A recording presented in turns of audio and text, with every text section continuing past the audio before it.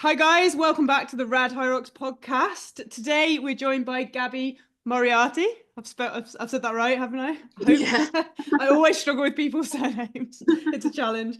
Get Fit Gabby, as she's known on Instagram. She's a personal trainer. And you definitely came to our attention when we were looking at like some of your running stats, and we've been following your journey for a while. You've got a 5K PB of 17:31. You've got a 10K PB of 36:56. You've got a sub 3 hour marathon with a 2 hour 56. And if anyone isn't a runner or not sure of these times, they are rapid, absolutely rapid. Now you're a Hyrox athlete as well. Most recently, you've done Birmingham Women's Pro and you won that with a 1 hour and 5:56. And you've just done a doubles pro with Charlotte, who's the tattooed athlete on Instagram, getting a sub 1 hour with a 59:44. So I mean, I'm not really sure where to start, but I know Em's really excited about this one because she texts me at work going, we need to get Gabby on the podcast. So thank you for joining us. No, thank you. That is so kind. It's nice, to be recognised because I've listened to your podcast before. I love the one with Joe and Zara's been on it before, and I just love listening to podcasts when I'm running. And it's nice when you feel like you know someone as well when you listen to them and you're like, oh, this is such a good podcast. Oh, thank you. Well, same goes because I've been like, oh, I just want to find out more about you. And we were just saying before we press record there that it's so much nicer to have a chat to find out, because you only kind of get so far with what everyone posts on Instagram, and it's nice to actually sit down and learn a bit more. So I wanted to start with your background and where kind of fitness started for you, if you don't mind giving us a bit of an insight into that. Yeah, of course. So it's funny enough, I started it at school. When I first went to school, I think the teachers thought there was something wrong with me because I would just run around the field at break time. So is that just to burn energy, or yeah, I don't know. I do remember a memory of running around the field, but they called my parents in because I wasn't really socialising. I was just running around the field, and they thought there was something wrong with me. But my mum and dad were like, oh no, my mum and dad have always been really sporty. They were like, oh, we'll take her down the track. Maybe she enjoys running, sort of thing. And I remember going down. You had to be 10, but my dad was like, we'll just sneak you in. And I was 8, and I just remember going and running around the track. And I just remember I was just so happy running around the track. And then I never looked back really. I then competed up until probably, I feel like I've switched to Hyrox now. So I started when I was 8, 9, and then I'm 30 now. So I just sort of carried on. Yeah, it's been a roller coaster of a journey, but it's one of them things. I feel like sport makes you into the person that you are, and running has I don't know, it's not I don't want to be cringy about it, but it has made me into the person that I am and given me so many opportunities and sort of taught me a lot of valuable sort of life lessons along the way. Yeah, definitely. It's so true. And what kind of track running, what kind of distance, or have you kind of dabbled in a bit of everything? Well, I was desperate. My dad I always grew up watching the athletics on the TV, and I was desperate to be a sprinter because they looked so cool. The coolest, I was I want to be a sprinter so bad. I want to be a 100-meter runner. And honestly, I tried my hardest, but with speed, you've either got it or you haven't. You're either born with it or you haven't. And I wasn't born with speed. So I was all right, but I didn't have that quick turnover of pace. And I went to all the different groups. I went to multi events. I went to sprint, and I was desperate to make it as a sprinter, but the sprint coach was like, I think you're better suited to middle distance. So when I was about 12, I switched to middle distance, and then I was like, oh, I actually like this. I think the 800's my sort of thing. And then I sort of tried the 15, found out that was probably the sort of longer I went, the better I got at it. And then I competed in various things throughout my teenage years, and then went to uni. I think uni was when I realised I'm actually doing this for me and not sort of for my parents. So I competed in the steeplechase as well at uni, which is where, honestly, that's wild. That race. It was wild. It is. Did you not absolutely brick it every time you tried to stand on that? Yeah, I don't even know what it's called. What is it? A hurdle? So the barriers. So really, growing up, I was never the best. I was always probably the hardest worker, but I never sort of won. I'd always come second, third. But when you did the steeplechase, you would go to a straight final in any major competition. So me and my coach were you're going to do the steeplechase.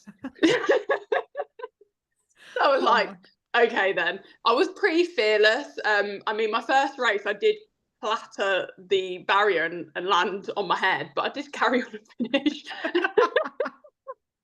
So it was, and I did actually get back in sort of like the day. A lot of runners, if they're listening, they remember like English schools track. So English schools was like sort of like the pinnacle for you to get to in athletics, and I was so desperate to get to it, so I went for the steeplechase, and I think I was 15 and I made the final. Wow. But that was probably the hardest thing, and then I went to uni and carried on doing the steeplechase, but you got sort of more scared of it, I think, as it went on. Yeah, once you knew what you were fully in for. That water jump, oh wow. Yeah. Even when you land in the water, because it's kind of a ramp coming up, isn't it? I always think like it looks like it'd be awkward. Yeah, you have to be really careful because it is like a ramp. So the sort of further you jump over the steeple, the further you sort of can get into like a level landing. Yeah. God. I mean, it takes some timing, doesn't it? I think I always remember athletics at school and like the hurdles or the steeplechase or anything like that. I was just like, I think I always got put at the javelin, just throwing. See, I was never good at those sort of things. It was always the sort of like test of strength and character. To just like, keep going. I remember if anyone ever said you had to run 800 or 1500, I was just like, oh my God, that's so far. Like now it's like weird, but like when you're at school, it's quite a long distance, isn't it? Yeah.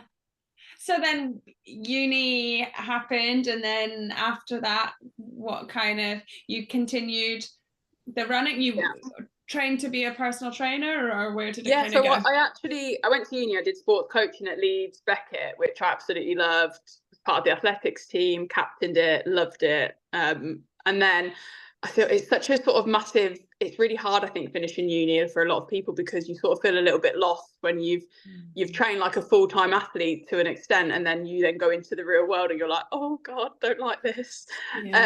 But I went traveling after that to find myself.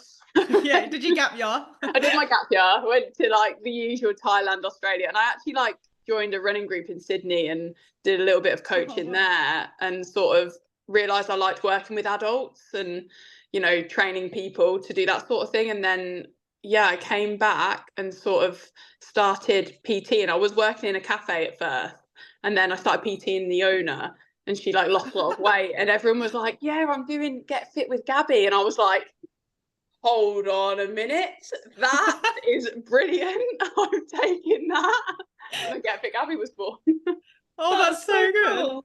I mean, I feel like I can relate a little bit, because I used to own a cafe, and me and Fay worked in it, and then Fay had set up a PT business, and I trained to be a PT, and then basically people would come to the cafe, eat cake and have coffee, and then go and then come to the PT and do the training session, and it was kind of like, you know what, it worked hand in hand. Yeah, it's so good, isn't it? Except for sometimes people turn up and they feel like they can't have a cake and they must have a salad, and you're like, it's fine, you can have a cake. Well, they've got this sheepish look on their face. Yeah. And I think it's very heart of the community, isn't it? So like the same people will come into like the cafe I worked at. It was, I loved it. It was like, you know, like real simple time in your life, but it was so lovely. And you sort of make really good relationships. And there's some people that I still train now from the cafe, which is mad. That's amazing. Yeah, it's such a like community hub, and I think it is like cool that you can do both, and you meet so many people. I think if you're a sociable person in like a kind of customer based like role, whether you're a PT or you're working in a cafe, it's that whole thing of like building up a rapport with people, isn't it? And like, definitely, getting to know them.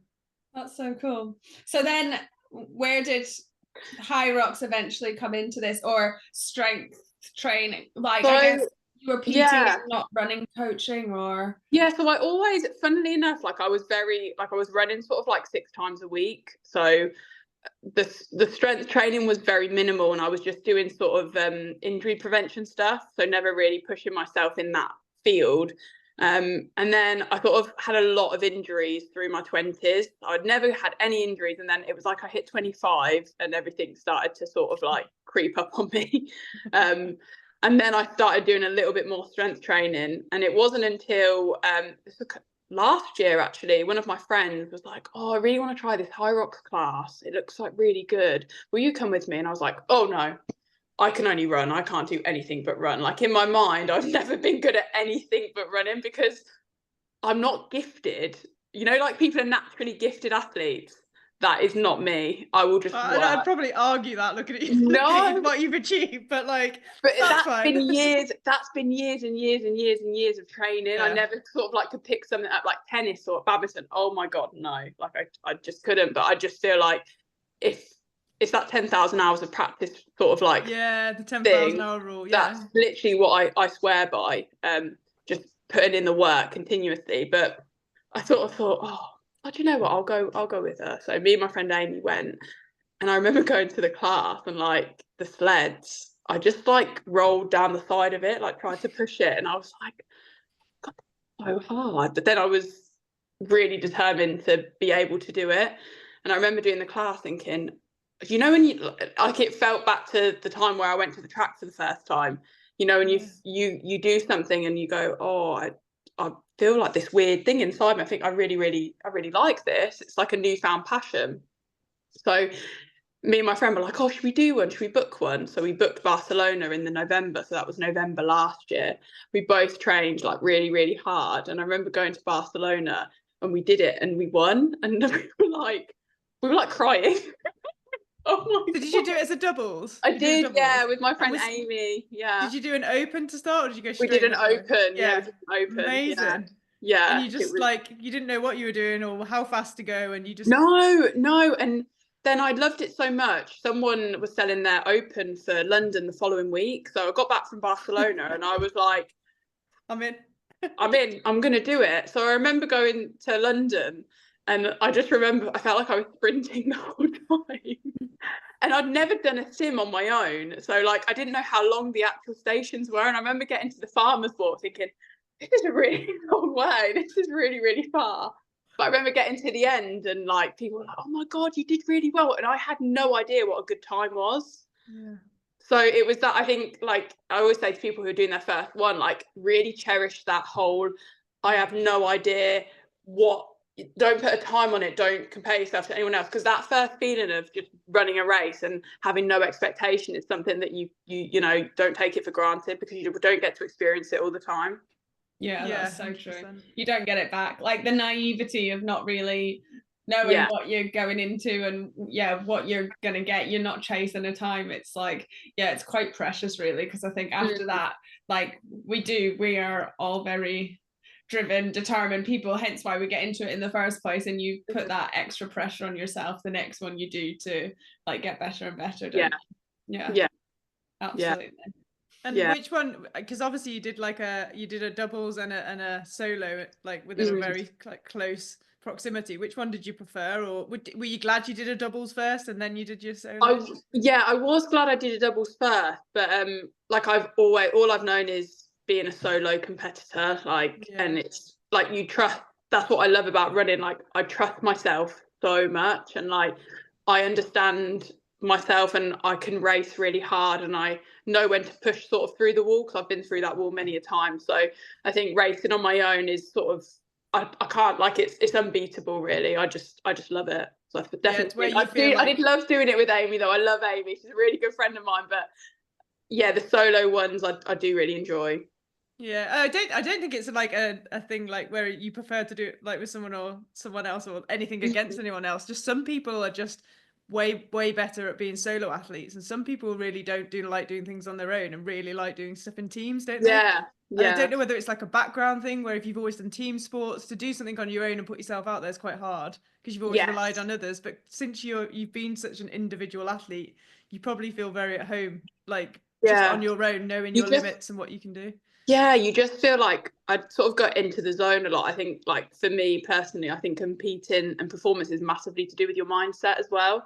Like, I've really practiced that over the years. Like, I used to get super nervous when I was younger before races, but now I think you naturally put on pressure. I think pressure is always a good thing, but I think actually experiencing the race and being grateful to be able to race and to be able to perform, that's what sort of like takes my mind off the whole, oh my God, what if this happens, or what if this happens? Like, I just genuinely love pushing my body to the limit, and I think like that's why I do it. Yeah, it's a really good mindset and way to go into it. And it does take time, like you say, you know, practice from previous, like in your and hard training sessions. I mean, I'm sure you've done some horrific training sessions around a track in your days. Oh, yeah. Like, track sessions are the worst. They're different gravy, they are. Yeah, so you can kind of like go back to how you've got through on those times as well during the race, and keep pushing yourself. What would you say, like, obviously Hyrox is predominantly, I would say, a running race, you know, it's 8 kilometers, it's a lot of it is the runs. What have you taken from your background into Hyrox, like maybe pacing strategies, or is there anything you've really felt helped you as a runner? Yeah, I mean, touching on what we've just said, like, I've put my body through some pretty tough, grueling sessions, and for me, it's like drawing from like everything I've built up over the past sort of like 15 years and having the belief that I can literally do anything that I put my body to and put my mind to. I think that's the biggest thing. In terms of like, understand pacing is massive. Like, say if you're given a track session where you're like, paces are like ingrained into me. So if you said to me, go and run a 5:50 mile or go and run a 5, like, I'd know what that feels like. So when you're going, like, say if I was like, right, I need to run like 3:50s or 3:55, like, I know my body knows exactly what that pace is because it's sort of drilled in because you've done it so many times, like, over the years. And also I think pushing through, a lot of people sort of like don't like to push through that sort of pain barrier. They're a bit scared of what's on the other side.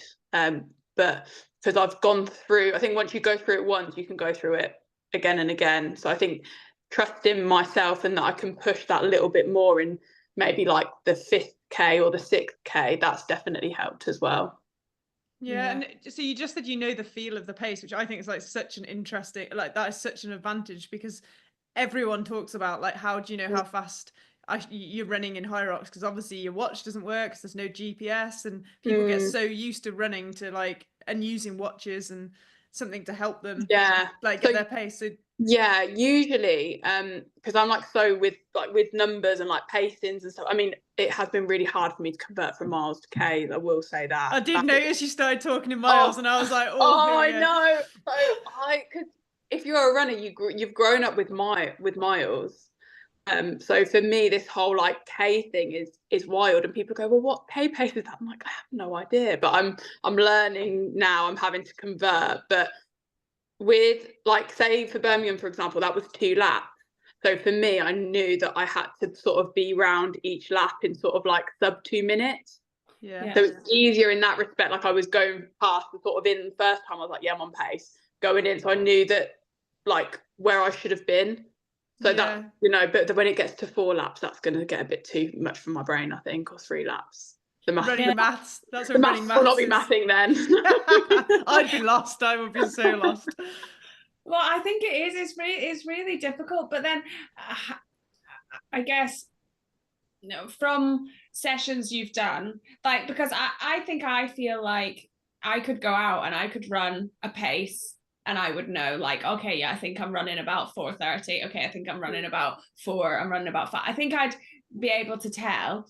But it's when you get tired after you've then started to do the sleds and the exercises, I think that's when I struggle to know, am I running that pace, or am I just tired and I'm running slower, or am I now pushing too hard because I think I'm tired and I'm like, do you just think you're well practiced from running on tired legs, or? So like, I think people sometimes in training don't understand like the term like actual compromise running as well, because you can do that simply in a track session as well. You can compromise your legs, you know, to sort of feel, because once I sort of get out, say the sled, for example, I try and run off the sled a little bit harder, because then by the time you've got to the out, I feel like, oh, I'm all right now. I think a lot of the time it is mental. If you start sort of stressing out, going, am I running to, like, it's all in your head. Like, I trust my body as well to know, okay, just done that, I'm right back into the pace again. I try not to stress out too much, because that can have an effect on sort of like your running and like your heart rate. Like, I try and stay as relaxed as possible and just believe in myself and sort of back myself and that I know what I'm doing. Yeah, that's such a good point. And like if you watch the Elite 15, especially the guys, like James Kelly runs like sprints out of every single exercise. I mean, I don't run that fast. You're not? That's why I had images. I was like, oh, we've just found the female James Kelly here. Like, no, he's but I get when he said about that, I was like, yeah, that's what I tried to do as well. Yeah, it makes sense. Like it does make sense, and it almost like tricks your brain into like, right, let's go again, because you've just instead of running out a bit like lethargic and being like, oh my god, I'm done. It's harder to get yourself into it. Like I sort of try, and so by the time I've got to the out, I'm like, right, back into that sort of like tempo-y pace. Yeah, that makes sense. Yeah. And when did you start like adding in, I mean, like obviously your running is incredible, but how did you start to like add in all the other elements of like Hyrox and make that work with your running? Because did you do your first couple and think, oh wow, I need to really improve here, or did you do it straight away and you were actually pretty good at it? No, this is something that it's actually a really good question. It's something that I'm still trying to balance now, because I feel like you have to sort of let go, like either in my head now I'm sort of thinking, right, am I going to be a running competitor, or am I going to do Hyrox, or am I trying to do both? This is it's actually really, this is a question that I've been playing with the last sort of like month, because I'm trying to do both, you know, and I've sort of made the decision that I am going to fully go into the Hyrox route now, because I pay attention to how I feel when I'm doing the Hyrox races, and there's this like excitement and I'm looking forward to it, whereas the spark's gone a little bit when I'm just running, but I want to keep that running, like the running strength there. So I think for me it's keeping, so I sort of run 5 times a week at the moment. So it's trying to keep, if I'm having a heavy sort of like session, like week of sessions, I'll drop that down to 4, but trying to fit sort of like easy runs, a track run, a long run, and a compromise run is how I do it. But because I'm so used to sort of like the mileage, it's easier to adjust to that. Like I wouldn't advise someone who's new to it to train like that. And then in terms of strength sessions, I've got a lot of work to do. Well, you're obviously not doing that bad. I mean, you just did an incredible like 105 at pro weight. So, honestly, I've never done I did 100 unbroken wall balls, and I have never done that before. In that race? Was that in that race? In the race, yeah, in the race. Wow, that's incredible. And I just got it in my head, and like all my family were there, and there was a lot of people supporting me, and I just was like, I feel okay. I kept going, I'm okay, I'm fine. Do another 10. But I'm now trying to add in, I've actually got like a new coach as well. I've got like a running coach and then a new Hyrox coach as well, and she's amazing. And I'm just, we're just trying to adjust and add in, like she's working a lot sort of like my strength and power. For me, it's explosive power, which is surprising as a runner, but I don't actually have a lot of it. I've had sort of a lot of injury and ankle and tendon injuries around. So I've got a lot of work to do in terms of like the explosive power with burpees and lunges and things like that. That's probably my weakness. Yeah, so it's interesting, but it's like you say, it's quite hard to, I guess a lot of people were maybe trying to do both for a while as well, like because Hyrox wasn't this big sport to begin with, and people were kind of coming from different backgrounds and dabbling in it, and then doing a bit of both with whatever they were doing as well, you know, like I think we've spoken to like quite a few people who were maybe doing boxing or pro cycling or like that sort of thing before, and then there comes this sort of tipping point where to make the improvements to get to that next level, you do need to kind of go all in to it's really scary for me because it's all I've ever known, and like I never thought I would be good at anything else but running. Like I never tried anything because I was like, no, I'll stay in my box, I'm good at this, I'm gonna stay here. But when you then think, oh, I could actually be good at this, a part of me, it feels really sad in a way. Like I've really struggled mentally trying to balance the two. But I do think you have to, unless you're happy doing both, but I think you're not going to get, you know, to your full potential unless you go all in something.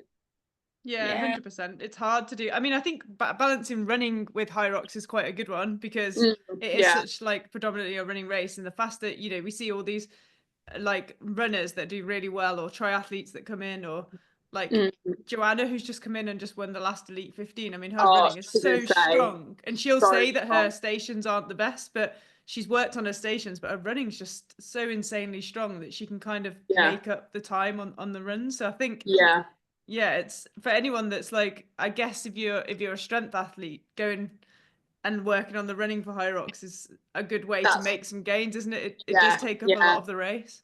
You do have to work on sort of the opposite thing that you struggle with, I suppose. But it is interesting seeing so many runners coming into it, and obviously we run the running collective. We're suited to the open very much. There's a lot of fast, but that jump to the pro, I think, is like, you can't. Honestly, my first pro race was Worlds, and wow, I was humbled. Like, that was a big jump. Yeah, I think it's, you often see the open, like the runners, because they're rapid, and then they can just they've got the fitness, so they can just keep like lunging with a 10 kilo. You just keep going. It's like, but then I don't know, in your head you're like, well, 10 kilos, 20 kilos, is it that much different? But once you've added the weight on the sled, you've added the weight on the farmer's carry, it's the fatigue over the time, isn't it? It's things like even the farmer's carry, honestly. I got so much heavier. Oh, and it's one of them, I think you overlook it. I completely overlooked it going into Worlds, and I was like, they were slipping out of my hands. I was like throwing them I was like, oh my God, why is this so hard? Like, I literally didn't plan for this at all. But then you go back, and at Birmingham, I did them unbroken, and I was just like, because I'd worked so hard on all I think sometimes when you do a race that didn't go your way, which I'm really thankful Worlds didn't, it was like, I was a bit disappointed after that, because I expected a bit better of myself. But then I went away and I worked really hard for 3 months and like focused on all the things that I struggled with, and then did Birmingham, and I was just really proud of myself, because I don't think, as people, we never sort of say that, because we're like, oh well, I could have done better, and I'm very hard on myself. But that race in particular, there were a lot of demons sort of put to bed that I had on myself, so I was really happy with that. Yeah, that's incredible. And I think you, like what you just said about going from everyone, I think it's going to change over the years, but it was like everyone's qualifying for Worlds at like open weight, and then suddenly you go to Worlds, and it happened to us as well, and then suddenly you're at a pro weight, and it's a totally different race. Like, we went into it and we were like, this is just different. It's like, you can't go into it with a strategy, you can't plan anything, because it's just the whole thing is different. Honestly, I was like a bat out of hell on that start line. I was like, like first pay, like 340, like get the ski done, and this is cool. Like having a great time. The sled felt wonderful, and then it went downhill. I just remember, like, my dad's like watched every race I've ever done, like growing up and everything, and like I finished miserably, and he was like, Gabriella, I've never seen you like that ever. It was actually quite scary. It was like, I've never seen you struggle like that before. Like, I was on the wall balls for 7 minutes, and I'll just I'll leave that like I couldn't bend my knees. I mean, I think the wall balls is quite a big change. I think from 4 to 6, like that is quite a big change, especially at the end of the race, isn't it? And like your shoulders tire a lot more using a 6 kilo wall ball than the 4, really. But then you've just said that you did 100 wall balls unbroken in so from 7 minutes to 100 3. In what, less than a year? 3 months. It'll be like like, honestly, I really worked hard from sort of like July to September. I was like so dedicated. Well, I loved, like, I think like most people, you have a goal and you'll do everything you can to like achieve your best, which I absolutely love. I love the sort of grind, I love the graft, and I love working hard, really. And I was just so like, I cried. I feel like I'm such a crier. I remember being on the finish line like at Birmingham, and I was just like, one of them moments. I think that will probably be one of my favorite race moments, because I had like all my family there and like all my friends, and just like, and I was like running over like, oh my God, I did it. Like, it was just amazing. I think you said about like enjoying the process, and I think that's what a lot of people forget, don't they? They always see the race moment, and like think about the race and they want to do well at the race, or they want this at the race, but like it's the process, isn't it? You've got to fall in love with the process. The process is magic. Like for me, I love the process. I love a big block of training and like stacking the weeks and just seeing. And I always think, like, for me, the confidence is the process. So like if I know that I've done everything, you know, leading up to that race, there's no reason why I can't do amazing. Like if you've done everything you can, then you're going to race well. Yeah, absolutely. And I think from anyone listening to take away, like you might do your first race or a second, third race and be maybe a little disappointed with one of the stations or something that's happened, but then like from what you've just said there, it just shows hard work pays off. Like you go away, you train, and then your next race, like look at that section and really focus on that. You don't always have to take the race as a whole. You can look at your wall ball time and think, well, I did it in 7 minutes last time and I've done it in 3 minutes this time. So that's the thing with the whole race. I think there's so many compartments to it, which is what I say to a lot of people as well when they like have certain times they want to hit, or you know something doesn't go right. I always say, well, look at this thing that you did, look at this part, like you did the lunges, you know, 45 seconds quicker than you did before. If you've even improved in one area of those disciplines, then that is still a win at the end of the day, and they will all add up at some point. I do truly believe that there's always going to be that one time where everything clicks and everything pays off, and then you will feel like so happy. Yeah, absolutely. That's one nice thing about Hyrox, isn't it? There's always something to work on as well. It's like there's always something you can improve on, and there's always something you can work on. And you talked about saying you had a coach. Did you get a coach for this blog? Yes. Like recently, and then obviously you're a personal trainer. I really believe in this, and like I know Em does as well. Like some people like to train themselves, but I really like having whoever you are. I think having somebody that holds you accountable and looks at things at the bigger picture outside from what you think you should do. Absolutely, no one's going to push you as hard as someone else will push you. Yeah, swear by that. Like I will never not have a coach. Yeah, like I've grown up always having a coach. And I love being told what to do. I love literally like, this is your session. I want you to, and I love that sort of like, I think as a coach, you should have respect for them and you should want to like make them proud as well. So I always sort of look at the sessions like something's planned. I'm like, I will hit those times, or I will get those, I will hit that for them, because I want to show them that, you know, I'm committed and I'm all in on this. Yeah, and sometimes it's just someone believing in you as well, isn't it? Like you said, like right in those times, would you, if you created that session yourself, you might be like, oh, I don't know whether I can hit that. I'll make that time like 10 seconds slower, or you know. Oh yeah. Whereas somebody else goes, I think you've got this in you, and you'll give it a good go. 100%, yeah. So do you still have the same running coaches? Yes. Like you've had for a little while, and then you've added in and. Yeah, so I've sort of gone, I mean, my first running coach, I absolutely loved him. He's like in his 70s now, but we still go for one run a week. He goes on his bike and I run. Oh, I love that. That's so old school Rocky. Like yeah, it's like that. He's called Neil. We meet on a Monday, or like whenever I've got a run, I'll just text him like, usual spot this time, and we'll meet and we'll catch up. And that's so he trained me since I was like 12, so we've always got that special bond, and like I feel like he knows me better than anyone else. So I've always had him, but then I've got Josh at PGC1 Coaching, who does my running, and then Lauren Calvert, she does like the Hyrox stuff now. Oh yeah, so, really exciting. With Phase 7, are you in the Phase 7 crew? I've been training with Phase 7. I've been I'm sort of living half where I am now. I'm living half in Manchester from sort of December, and sort of planning a move across, which is just wild. Yeah, I know, it's like this year, I think the end of this year has just been crazy, but I just feel like life's short. You should go and follow your dreams. 100%. And does Neil know what a Hyrox is? Have you explained it to Neil? He's obsessed with it. He's on Instagram. He's obsessed. He watches all the reels. He sends me, like, when I've raced, he's always like, looked really strong today, this looked good. He was one of the ones, he was like, he was like, I always thought there was a sport out there for you. Yes. He said, I really feel like this is yours. He said, I think you were amazing at running, you always put the work. He said, but there was always something that I think you were better suited to. So to come from him, it means a lot as well. Yeah, I love that. Good. Yeah.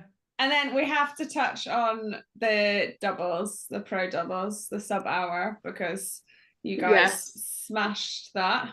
Very We'd impressive. never even trained together before. Had you not? No, absolutely mental. Because we know Charlotte's a good runner as well, isn't she? Yes, so we raced against each other when we were younger, and we all like followed each other and sort of kept in touch. And after Barcelona, the first one, she'd suffered a few injuries like I had, and she was like saying, "Oh, you know, what's this Hyrox like? Is it?" I said, "Honestly, Charlotte, you should try it. It's really, really good." And then she'd been training for it, and she just said, "Oh, would you be up? You know, do you want to do a doubles?" And then I just got a Manchester ticket literally the week before. I really wanted to do Manchester, and I was like, "Let's just do pro doubles." She was like, "Okay." And my friend Fern was also doing it with Kate, who won. They're insane triathletes, really, really good, and they've trained together for years. So I was like, "This is going to be some race." And I think it's exciting, you know, so when you have, I think you shouldn't lose that race aspect. I think that's what Hyrox is about. When you've got a race where you're neck and neck, oh, it's so good to watch. So I was like, right, we're going to be in this really good race with Fern and Kate. And oh my, I have never raced a Hyrox like that. I've not done loads, but that was probably one of my favourite ones because we'd got this massive crowd and they were following, like you could hear everyone shouting, and it was just so exciting because we'd get them on the runs and they'd get us on the stations, and we'd get them on the runs, and it was like that. And then I got penalised on the lunges. No. The lady said I barged someone out of the way, and I was like, oh, I didn't argue. I was like, okay, sorry. And then we had to go back. You're like, yeah, I'm racing. Like, come on. She was like, this is everyone's race. You barged someone out of the way, and I was like, it's my race too, but okay. Oh no. And sometimes it's just the excitement and the adrenaline that's in it. You don't really there's a lot going on. It's not like I would I'm sure you didn't shoulder barging down.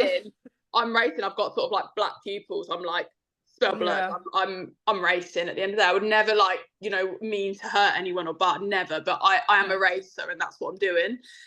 So I got brought back, and then I just knew, and even Lauren said, she went, I could just see the first just slipped out of your eyesight when that happened.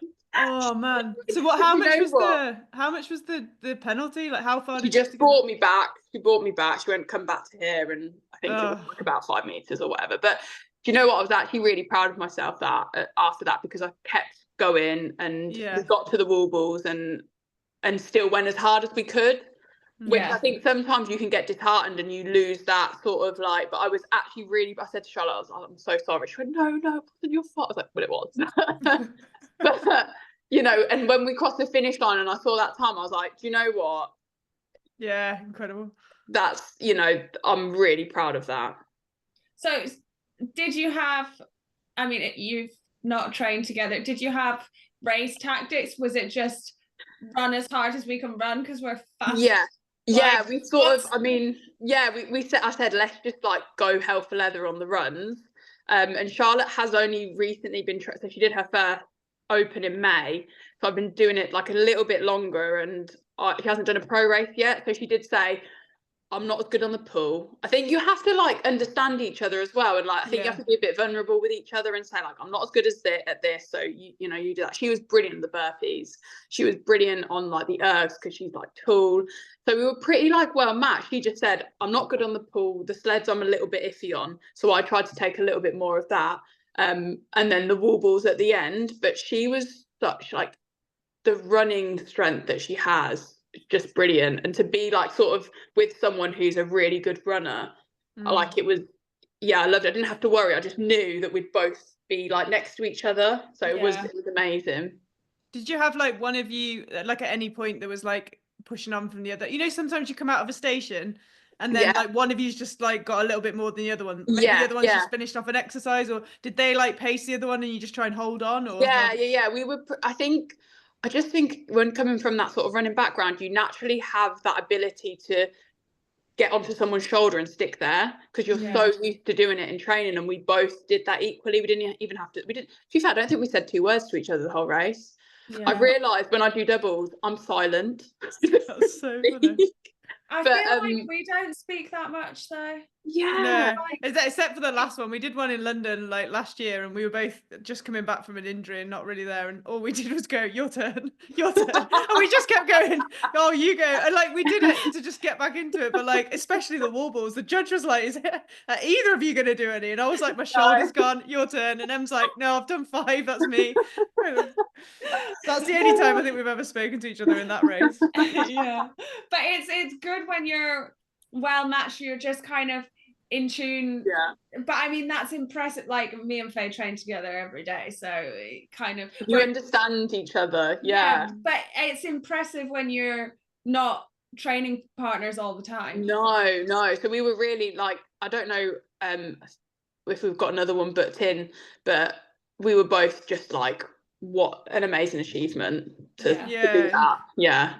And then so did Charlotte. I mean, we'll have to speak to Charlotte, but like how did she find doing the pro weights after that? If that was her first one, was she like, was it I think she liked it. She said, there's some areas I think for her. She said the wall balls, like, because I think when you're in a pair as well, I think you really try and protect each other.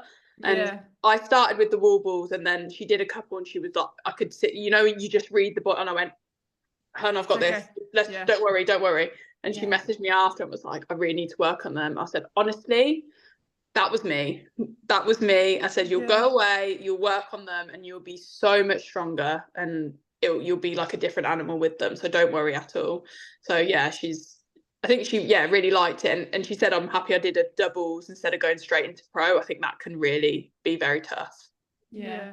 And did you feel the pressure? Because obviously, like you said, you're a very individual athlete. You've always like raced, like done running and been very individual. And then obviously now you've got a teammate. You don't know her that well, and you haven't trained together a lot. But like, did you feel the pressure not to let her down? Did that spur you on, or was it? Yeah, you don't really think about it. It spurred me. Yeah, it spurred me on. I feel like I was happy being with her because she comes from the same sort of like hymn book as me. Is that the saying? Like she comes from the same cut from the same cloth in the terms of like that sort of grit. And I know that she's not going to give up. I know that she's got that sort of resilience that you have as like a long distance runner. So I sort of trusted her. I think you have to trust in the partner that you've got as well. So I didn't worry at all. I didn't think, oh no, how's this going to go? I had complete trust in her, which is nice. Yeah. Oh no, very impressive. We're take our hats off to you. And cool that it was such a good race for you all as well. That you were kind of all in. Brilliant. Yeah, really, really cool. So what about running tips? I mean, you come from that background, Hyrox, a lot of people are trying to improve their running, make their times faster, because I think as time's gone on, they've realized it is a running race. Do you have any tips for our listeners? Like, I mean, you've got some rapid times, so how people can try and get themselves faster for the race, or work on their 5k 10k time, that sort of thing. So an area that I've sort of noticed that people are overlooking, they love doing these sort of like fast interval sessions, but like the bread and butter are your easy runs.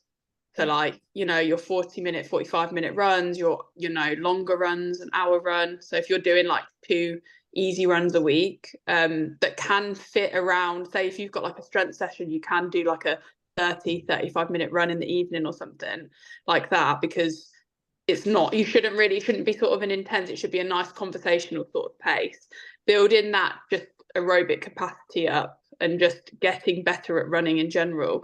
Because I think a lot of people think, I've got to do a tempo run, I've got to do an interval run, and I've got to run. It's like you should work on just running, and it's those boring workouts that people overlook, like just going for a run.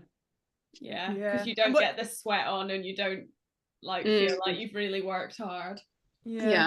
What do you think about I think it's a really valid point, because a lot of people talk about compromise running, like all the time. Everyone goes into Hyrox and thinks compromise running, and I've seen a lot of run coaches, and the way we think is like we've got a run coach, like a specific run coach, because we've always done we've never tried to run fast. We've always done running for something else, or running to get fit for something. And I think you need to focus on your running to get your running faster, to be better at compromise running and better at Hyrox, rather than just always doing a compromise run, because otherwise you're just always running under fatigue rather than learning how to run fast. Like, what's your view on that as such a good runner? I think the reason, all these runners are coming into it and they're already amazing at the run, just shows you that you don't need this like all these hard compromise runs. I think if you are a really good established runner, then adding compromise runs into your week are amazing. But I feel like people are like not ignoring, they're just missing this whole, you need to just get better at running first. And that is simple. It's run more. It's run easy runs. It's easy runs. It's a long run going over that sort of like Hyrox race pace. And also building mileage up too quickly. You should only really increase by 10% each week. You shouldn't just go, oh, okay, I'm going to run 3 times a week now when you previously run like once a week. You have to slowly increase it up over weeks and weeks, because that's how people get injured, or they get shin splints or knee problems, because they're not building it up progressively. Yeah, definitely. And then you said like, I'm going to forget now, but I think you said a track session, a long run. Easy run.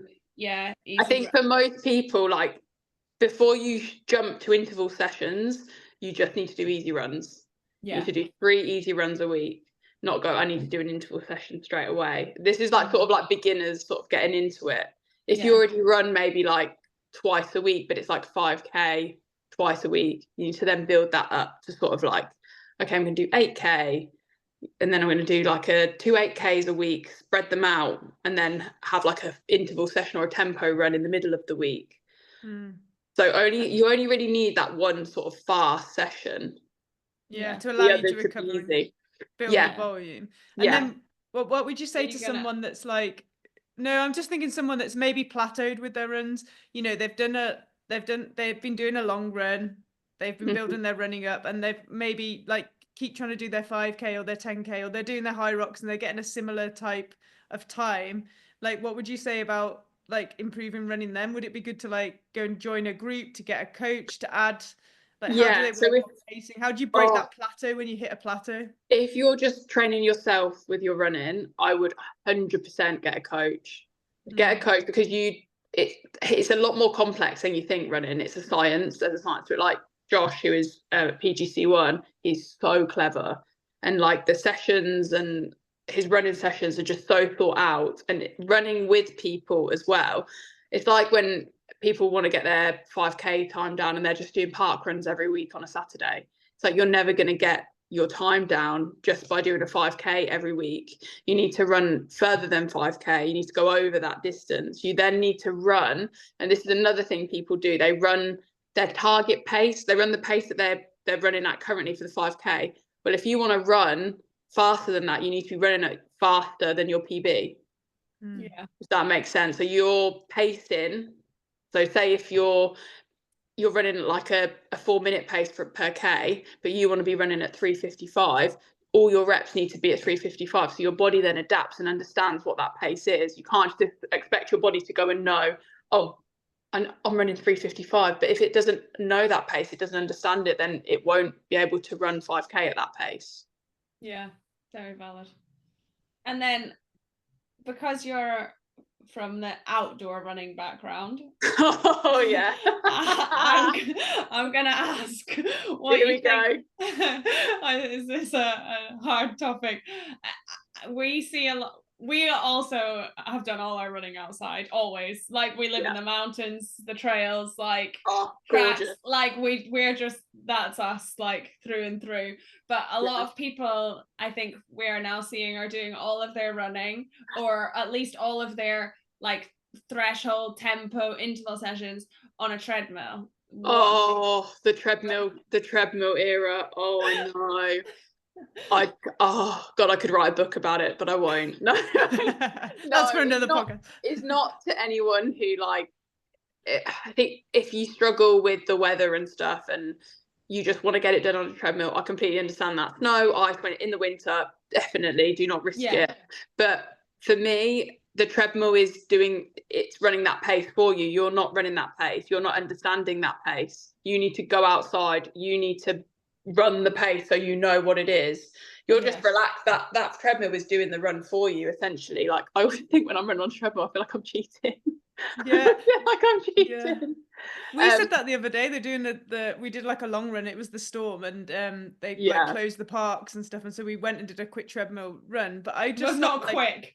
I was on the treadmill for ages. It was horrible. It was a 70-minute like moderate run, and after 5 minutes, Em was like ready to finish. I was like, just keep going. And honestly, it's hard. It is hard, but like it felt easier because usually by the end of that like moderate effort, your legs are feeling a bit tired, and obviously you've got the terrain when you're running outside as well, and you hit a bit of a hill, you have to put a bit more effort in, and you have to propel yourself forward, where it like pulls your hip, like pulls you back, doesn't it? It allows you to.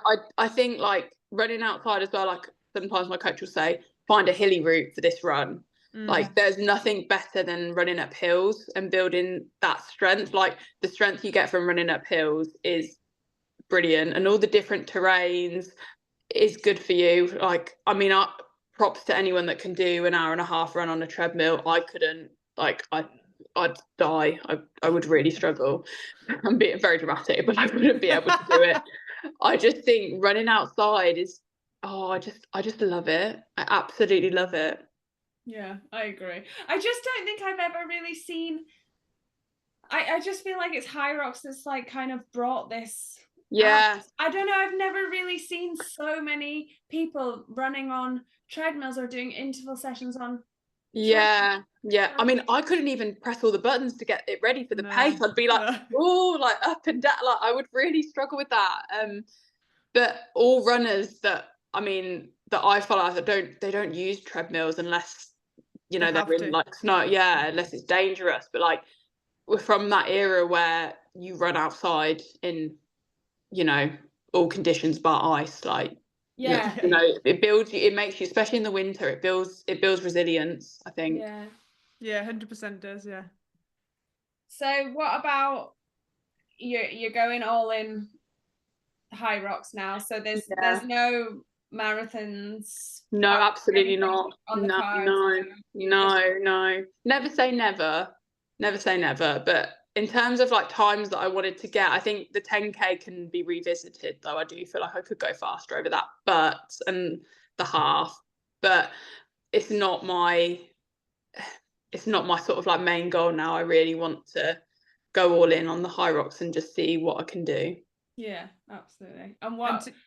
No, go on. Yeah, do you have your season planned out? What's your, or are you in your next block now for something, or what's your aim? Do you share it with us? Oh yeah, when you say it out to the world, it's better, isn't it? Come on. So I'm doing London on Friday, just a mixed doubles, which with a really fast guy, so that will be fun. We want to see what we can get with that. That'll be good. And then I'm doing Katowice in Poland next year, pro. Nice. And then I'm going to do, I think I've got another mixed doubles in Malaga, and then another pro. I'm going to do Warsaw, because I think it's around that track. Oh yeah, they've said it. I saw it like be announced. Yeah, saying it was on a track. Yeah, well, there you go. That's made for you, isn't it? You started when you were 8, and now it's all coming back. That's it. So I'm trying to like, it's all sort of like trying to mix. So I'm sort of doing a doubles and a pro, then a doubles and a pro. Like I think this year it's about sort of like building my strength, building my performance and everything. And I think next year I'm really gonna try and shoot for the elite 15, maybe. Yeah, I was gonna say, like, your first, but you've done like 105, like you're there. There's girls that are in the top 20 that have got like a 104 average. Yeah, so I'm like teetering on the sort of, when you're just like on the cusp, and I never had my sights set on that this year. Like after Worlds, I was like, God, I've got so much to do. And then after Birmingham, I was like, and I felt like I had a lot more in the tank, because I played it very safe on the runs, purely to execute the stations well. And now it's about, okay, if I go sort of like 10 seconds faster on the runs, because that run for me wasn't that fast, and then keeping the stations nice and efficient, it's like, what can you do? I just really need to get like a minute and a half off at least. And then we'll see. I'm excited. It is very exciting times. Yeah, and then that's also like kind of the whole trust the process and be patient. Like you're not I think it is important for people, if they are trying to shoot for like the times or the podiums or the Elite 15, like it's not an overnight process, as much It's as really not. we would all love for the next race to get a PB by loads and make the massive gains. But I'm sure you've learned that from just your running, that like enjoy it as well. Like enjoy the process, enjoy having, like, I'm sure, like, I do believe that I can get there. I can get to the Elite 15, but like once you get there, it's like, whoa, okay, this is the big girls now and everything. So I'm enjoying the process of actually getting there as well, and not wanting it to happen so quickly. I think like making myself a better all-rounded sort of like athlete, and learning during all these races and like different race tactics, I think that will, you know, prepare me well for what's to come. Yeah. I think the more, like you said, the more races you do, not saying that everyone should race every week, but like you could do like 4 to 6 races a season and spread them out quite well, where you can still get some good training blocks in and learn from each one. And if you mix it up, like you said, with doubles, it's a slightly different the stimulus as well. Yeah, the doubles are like a training session that like my coach sort of treats them as. Like I sort of train through them. I haven't really tapered going into this on Friday, but like it is a doubles, but it's good to like get that racing prep done and just handle different race tactics. It's like the more you do, just the more you become attuned to it as well, don't you? Exactly. Yeah. And then are you hoping for a world champs qualification for Chicago? I've got one. We've got one for the pro, haven't you? I've got one for the pro, but we're gonna see what we get on Friday. See, because we have to wait. I think you have to wait till Sunday. I think the other mixed doubles are Sunday, so you have to wait for those races as well to see where you've come. I know. I find that really like. I get why they do it. I do understand it, because like if you did everything on Friday, and it gives people the chance to compete over the weekend, but it's quite hard when you do your race on like the Friday and you've got to wait all the way till the Sunday to find out where you came and what happened. I don't know. No, I'm gonna be so nervous. It's a bit of a weird. I'm not sure how I feel about that format. And I'm not the biggest fan, but I understand why they're doing it, because obviously the demand is so popular now. And I think it's just in the UK, isn't it? Like, I think because here it's just it's mad. Yeah. No, I know. Well, and have you got loads of clients doing it, Gabby? Because obviously you train a lot of people to do it. So have they been inspired by you, and like are you enjoying training people to go and do their Hyrox? I absolutely love it. Like, so I did Birmingham, and then some of my girls did the did the Sunday. They did like the mixed relay, they did the women's open and the doubles, and oh my god, it was so emotional just watching them all. Oh god, obviously I was crying. You're probably more nervous for them, weren't you? I was so happy my race was done, and they all came and watched me, and it was just so lovely. And then I stayed and obviously watched them and getting them all ready to race, and it was lovely seeing, like, because obviously like they all say, they're like, oh, we're probably not gonna get on the podium or anything. I was like, I don't care where you come. I was like, the fact that you are here and you're doing it and you're doing something that you've never done before, I was like, you should all be so proud of yourself, because I am. Like, I'm so proud of you all. Like, I was an emotional wreck. These are going to be long weekends for you, aren't they? Oh yeah. Oh, I love it though. I love it. It is all about doing it together. It's so nice that everyone just seeing that. It's so inclusive as well, because the people are there for different reasons. People are racing for different reasons, and each one of those is equally as important as someone who's podiuming and someone who's just doing it for the first time. And I think you can all appreciate that whatever like time someone gets, that everyone's done the same race and it hurts just as much. It's like everyone knows that everyone's going to hit a wall and be questioning their life choices. Everyone knows that, like, the feeling when they cross the line, or the feeling when they're like only on 50 on the wall balls and you're thinking, oh my god, I've still got another 50. Like it doesn't matter who you are, you can all appreciate that everyone's gone through the same thing to get journey. to the end. No, it's cool. Well, should we go on to, we've got 8 questions, if that's okay, that we end the podcast with, if you're ready for them. The first one is, what shoes do you wear to race Hyrox? I actually wear Rads. Oh, do you? Yeah, I did not expect that as a runner. I was like, no, here we go. I know I'm an anomaly.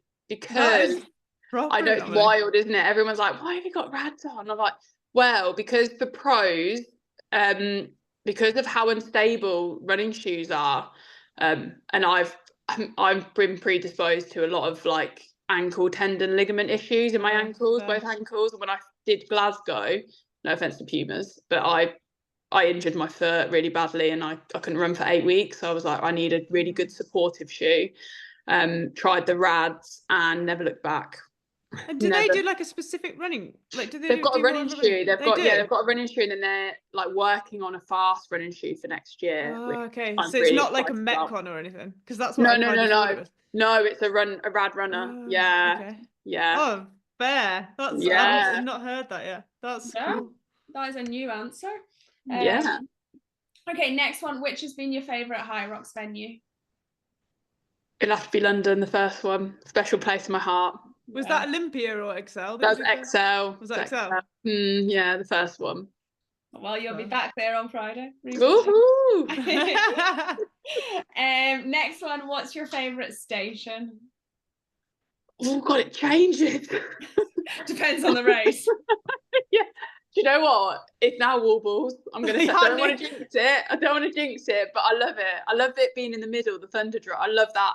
It's brilliant. Yeah, the Thunder Drop. Yeah, I think if you can do 100 Warbles unbroken in pro, like you've got to love the Warbles. I love them now. Yeah. Fair play. And did you literally just keep saying to yourself, I'm okay, I'm fine? Or is there any other top tip to get through it? I just felt like everyone was watching me and I felt really... the pressure. So much pressure. And I was like, you cannot put this ball down. I could feel eyes on me because I was the only one on the wall balls. And I was like, you can't put this down. You've got to uphold it. You've really got to keep pushing through now. Like, come on, hun, you can do this. And I was just going, 10, not, and I kept counting down. And then the head judge came over and he was in my ear. He was like, I was like, I'm trying my best. I hate it when they do that. Did you get any no reps? I think I got a couple. And then were you like, it's okay? Like, how did you get through that? Because sometimes when you get a couple of no reps, you're like, did you? Yeah, I just kept. I was just like, just keep going. Fair play. Okay, next one. If you could do a doubles Hyrox with anyone in the world, who would it be? Anyone. Dead or alive. Dead or alive? Oh. Anyone. Right, this is really weird, this one. But you might not even know her. It would be Flojo. She's an American 400 meter runner. She actually has passed away now, but she was iconic. I know who you mean. Do you know who I mean? She used to wear the most iconic outfits. She still has the 400 meter world record. Oh, really? Yeah. I mean, she still has it. If you Google her, she used to wear, like, I just think as well, you know, when you've like got your outfit on for Hyrox and like you've got your tan on, you've got your head and you're just feeling yourself, like I think that's equally as important as the race as well. I think look good, race good, you're ready to go. And she was the epitome of that, and I feel like we'd be well matched. That's definitely. I can agree with all except for the tan, to be honest. I'll have to try it on you next time. If I use spray tan, it'd just be dripping out. I wouldn't look right. Well, no, I'm too fair. I read a thing. Anya Culling shared. I think she did a thing in. Well, I'm gonna get the wrong magazine, Women's Health or something, and they were saying like about the whole like feel good for your race, and like the Daniela Brandon, the CrossFit athlete, had said like she always gets her hair dyed before, right? Like gets her blonde redone and stuff. And then Anya had said, "Oh, I always do my tan before a race." Bondi. Yeah, I use Bondi. Yeah, because it doesn't run apparently. It doesn't run. No, it doesn't run. Like I've always sort of liked to sort of really make myself feel good as well. Like I agree with that. Yeah. And there was a whole thing on it, so I was like, well, there you go, top tip. Not that I've ever used it, but Bondi tan apparently doesn't run. Right, I'm on it. Watch this space. Okay, next one. Do you fuel during your Hyrox race? And if so, what do you have and when do you take it? I fuel, what, before or during? During. Well, or do you have like a little routine that you do? Yeah, so I love the March On pre-workout fuel. Yeah, love it. The mango. It's really stunning with caffeine in it, so I have that before. I don't actually have any gels or anything. I've been working with a guy called Daryl, who's a nutritionist. He's amazing, and we've had him on the We've podcast. spoken to him. Yeah, he's really good. He's so lovely. He's so lovely. He's brilliant. So like, he preps me before on what to have, and like he says, like, you should be fueled enough before the race. You shouldn't really need anything, and that it's more of a placebo. And I can't store them anywhere. Every time I've had a gel, I've always lost it. Someone else said You've helped somebody else out though, at least. Yeah, like I've tried it down the front of my sports bra, I've tried it on the back, I've tried it in my shorts. It always just, I lose it, and then I go, oh. It's because you run too fast. Like mine's always still there. It's so fast, like, oh god. Okay, next one. What's your favorite type of training session for Hyrox? Oh, the hell ones. The ones that literally put you in a hole and make you question your life. The sweaty, just absolute grim death session. Is that like a kind of Metcon session, or is that like an interval running session, or is it whatever? You're not bothered what it is, as long as I'm you're not like bothered what it's either. It's either a track session, or it's one of them sort of like I did one today. It was like 1,500 meter row, 25 thrusters, like just grind it out and so on and so forth until death. I think as soon as someone says thrusters, you're like, oh god. Oh yeah. That and Devil's Press. Devil's Press was in there as well. Oh, there you go. See, what duo? I know what you're talking about. That featured, yeah. Okay, next we've got two more. Why should someone sign up for their first Hyrox? Oh, because to make Gabby cry. Literally to make me cry. To test your, I think it's such a personal thing to like push yourself to do something that you would never believe you were capable of doing, and that is such a special memory. I think it's one of them things. It's like doing a marathon or something. I think it's like it'll be the new thing. It's like everyone should do a marathon. Everyone should do a Hyrox. I really think there is like a synergy there between the two. I do, because it's like in a marathon, I've said it on here before, like the elites run it and the everyday person runs it, and people do it for charity, and it's a big event that people train for, and it's just a massive like achievement, whatever it is. And also the community. The community, like I love sort of like even going down to parkrun and stuff, like everyone is so lovely and supportive, and it's the same with Hyrox. Like I've made so many Hyrox besties like during the past year, and it's just that sort of like-minded community, and everyone supports each other and congratulates each other, and it's wonderful. I really love it. I agree. Good answer. And lastly, is there anyone that you would like to see on our podcast, or a type of person in the Hyrox world, or a specific person that you want to hear more about that we can try and speak to? Oh god, that is a good one. You've had the people that, because I'm obsessed with Jo from Australia, and I listened to hers and I was just like, wow, she's like an alien from a different planet, isn't she? I know. We're gonna try and do a post. We're gonna do another one with her. Yeah, we said we'd chat to. She's amazing. To get a post Hong Kong, like. Oh yeah. Have you had Lauren Weeks as well?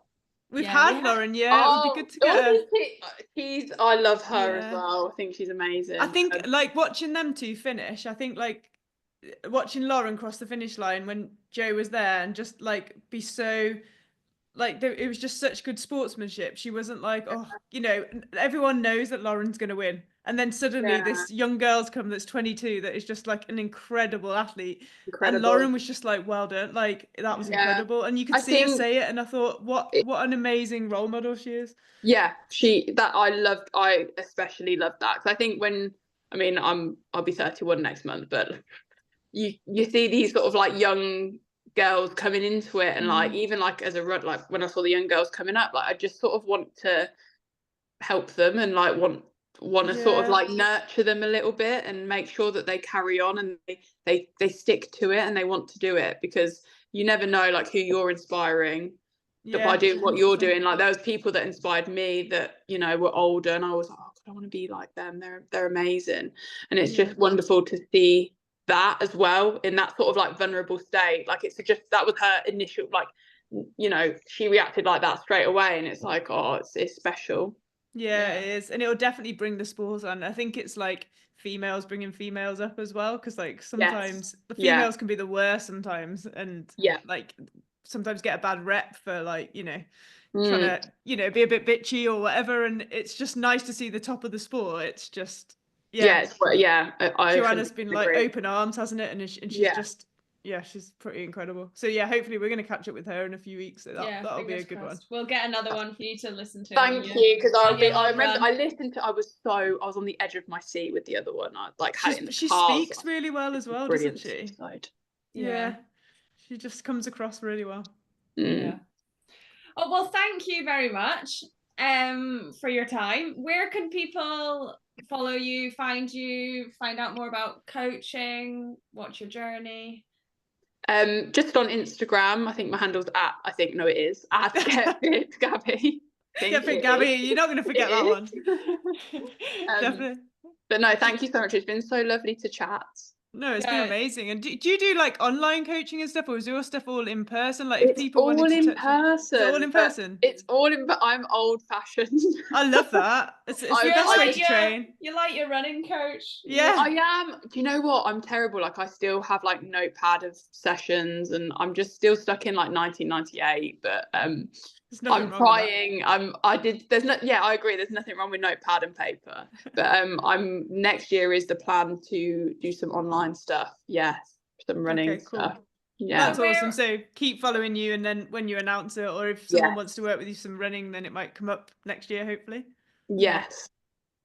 I was going to say, where are you based? But I think, well, you said you were maybe going to be moving, so that might not be Yeah, well, I'm sort of half Northampton, half Manchester from sort of December, and then just seeing where the world. I feel like the second half of this year has just been all about opportunity for me. Just I can't believe the amount of opportunities that have happened just in the such a short space of time. So who knows where next year will take us. Oh, that's amazing. I'm really chuffed for you. Grab it with both hands. That's it. Yeah, definitely. Thank you so much for giving up your time, for thank you letting us know all the tips and tricks for the running. Hopefully that's helped a few people to, you know, if they've plateaued or if they're not, you know, running's not their strong point, hopefully they've taken something from this. And that's what's the nicest thing about this podcast, is like finding out people's backgrounds and then getting some tips and tricks from them about how people can improve their Hyrox races. Hopefully jump over and follow Get Fit Gabby, see where she goes, see where our next Hyrox takes her, and how London goes. And please share this episode if you know anyone that's struggling with their running or wants to improve their running, for Hyrox specifically. Hopefully it will really help them. And we'll see you on the next episode.